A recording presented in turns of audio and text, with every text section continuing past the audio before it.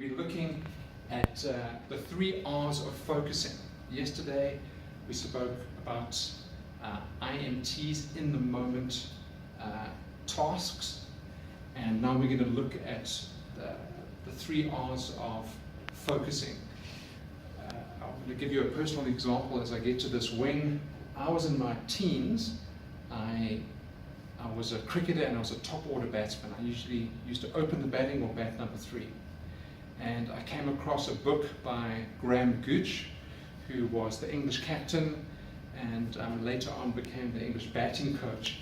And he gave batsmen a method of how to approach the start of their innings, okay? So he gave you guidance on how you should accumulate your first 20 or 30 runs.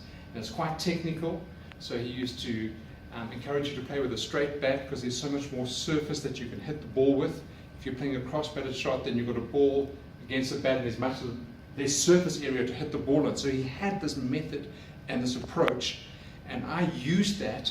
So I added that to my technical skill sets, and I used his approach to build innings after innings, and I often used to get to 50 runs.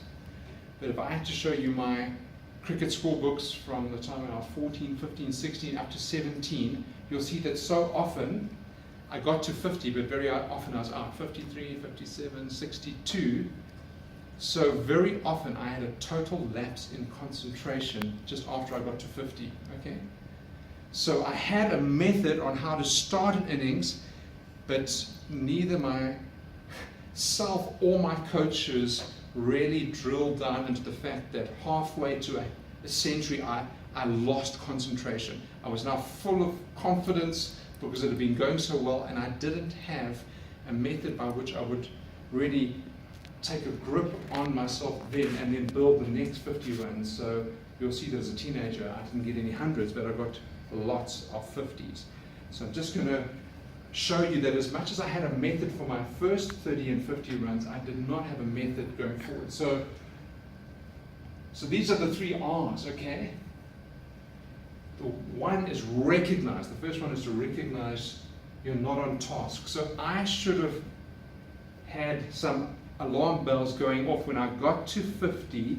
I should have re-entered heightened concentration that I had when I started, because I knew that I was in a high risk area of going out again. But I was doing the absolute opposite. I was being carefree, careless, overconfident, and I did not have a method of saying, okay, Ian, you're at 50, buckle in again, heighten your concentration. So I didn't have an alarm bell that went off. I didn't signal myself that I was now in the danger zone. So what I want to encourage you is that you need to recognize when you have left your railway tracks, when the task that you were setting out to achieve, you now have taken a detour, okay?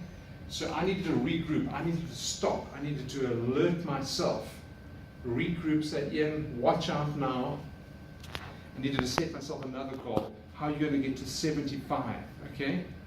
I had relaxed because I'd reached a goal. One of cricket's milestones is scoring 50 runs. I'd relaxed, but I didn't stretch myself mentally to go for the next 50. And then I should have had a refocusing technique. So I want to encourage you that those 3 R's can be really useful to bringing your concentration back in. Recognize. So the only way you can recognize is if you've got an established track that you know you should have been on. Otherwise you don't know what you're leaving. So recognize you've lost the track, regroup, and then refocus. Okay.